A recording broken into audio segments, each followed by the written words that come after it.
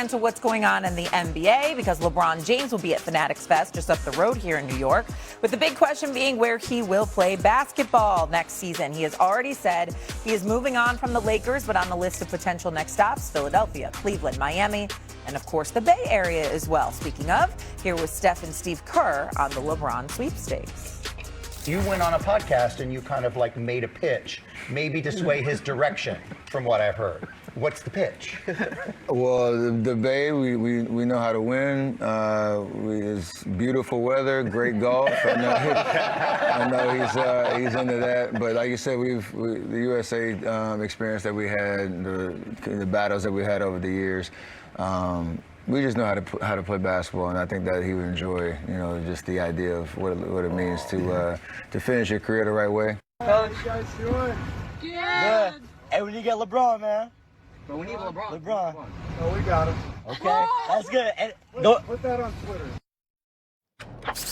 Steve Kerr, put that on Twitter. Kendrick Perkins and Brian Windhorst join us now here on First Take. Wendy, you first.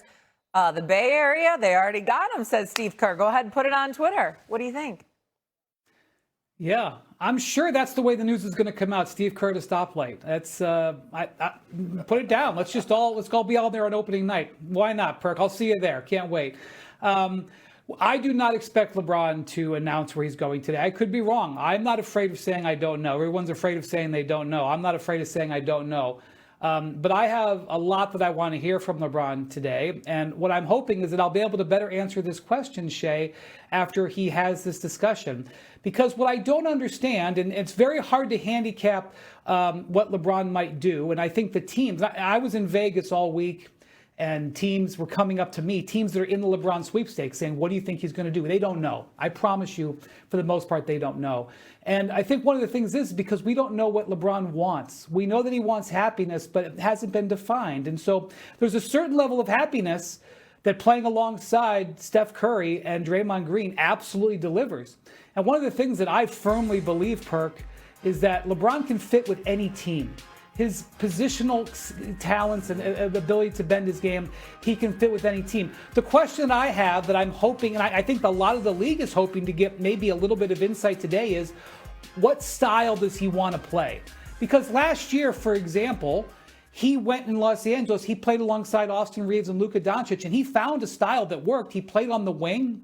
He did catch and shoot. He said, if I'm going to get my baskets, Perk, I'm going to go in transition. We saw him absolutely leading the break time after time last year. That's a way to play. And if you want to go play in Cleveland, for example, with James Harden and Donovan Mitchell, that's probably how you're going to play. Does he want to play that way? I have no doubt that he can play that way. If you're going to play with Golden State, you're going to play a different style. They don't play pick and roll basketball like he has played tens of thousands of times. They set Steph Curry up. You're going to play two-man game a little bit with Draymond Green, but it's going to be different. So there's this unquenchable desire for what he's going to do. What I'm more interested in is how he wants to play. And after I hear that, Shay, then I'll have a better idea maybe of being able to answer some of these questions that people have had for the last 2 weeks. Listen, I did Game Over podcast yesterday with Rich Paul and Max Kellerman, and I kept poking at Rich. And to be honest with you, it's only two people in the world that knows what LeBron is going to do. That's LeBron and Savannah James. I don't even think Rich Paul knows at this point. I think he's actually waiting on Bron to tell him. And I believe that Bron is weighing all his options at this point. And Wendy, I miss you. I haven't been on air with you or seen you or talked to you in about a week and a half. But listen, let me ask you this. The one thing, because I've been trying to sniff around myself and do my own research on this to try to figure out what Bron wants and what he's going to do. The one thing I haven't heard LeBron James say is that this is his final year. Yes, he opted out from playing with the Lakers, but he never said this is his last go-round. So then all of a sudden, when I got to thinking about that, I said, well, maybe he does have more options than just going back home to Cleveland or to Philadelphia. Maybe he might take and say, you know what, I may go out west for a year to Golden State or maybe even Minnesota, and then I could return to Cleveland and retire back home the year after that. I don't know at this point, but I do know this, Shay and Wendy, he's holding up my damn vacation. He's spoiling my vacation. He's spoiling my beauty rest. He's spoiling every single thing, every moment, because we want to know. But again, here we are again. LeBron James is still the most powerful player in basketball.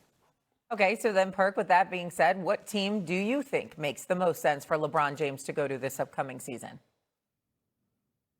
Listen, if he's trying to win and be a missing piece on a winning team that's ready to win now, that team would be Minnesota.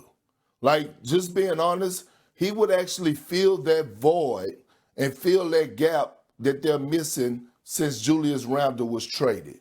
When you look at what they already have, LaMelo Ball at the point, Anthony Edwards at the 2, Jay McDaniels at the 3, and then you have Rudy anchoring the defense with Ayo and Dante when he comes back coming in off the bench, and Trey Lyles that they just signed. I thought that was an underrated signing, by the way.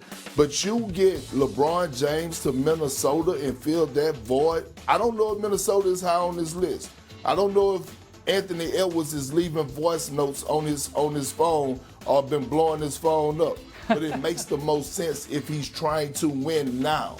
But I will say this. If he goes to Philadelphia, they should be the favorite of coming out of the Eastern Conference. If he does pick the 76ers, they will be the favorite for us coming out of the East. With all due respect to the New York Knicks, the champs, when you look at the pieces that they already have, he would do wonders for Joel Embiid on both ends of the floor and off the floor.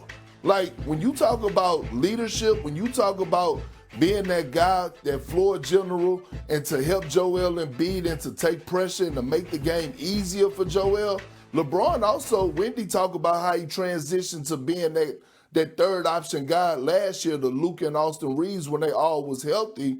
Think about the transition that we've seen over the past few years of him actually playing power forward or center at times. Like, LeBron James is still one of the most athletic and biggest guys in the NBA at 6'9", 6'10", 250, 260, and he's still versatile defensively, and he could guard a lot of people outside his position. If he was to go to the 76ers and team up with Maxey and Jaylen Brown and VJ Edgecombe and Embiid, they would be the favorites coming out of the East.